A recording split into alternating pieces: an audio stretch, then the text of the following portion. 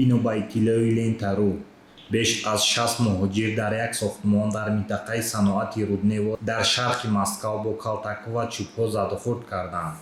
ба гуфтаи манбаъ, шоҳидон ҳодисаро сабт кардаву наворҳои муноқиша дар Контакт пахш шуданд.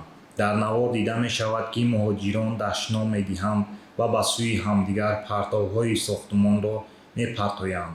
бисёр иштироккунандагони задухӯрд бо тахта, панҷараи оҳанин ва ҷорӯб мусаллаҳанд. роҳгузарон гуфтанд, ки чун як гурӯҳи сохтмончиён дар кор танбалӣ мекунанд, шояд ҳамин боиси занозанӣ шудааст. ҳанӯз маълум нест, ки муҳоҷирон аз кадом кишваранд. ба пулиси марказӣ дар бораи муноқишаи ҳеҷ гуна маълумоте ворид нашудааст. дар бораи зарардидагон низ гузорише нест.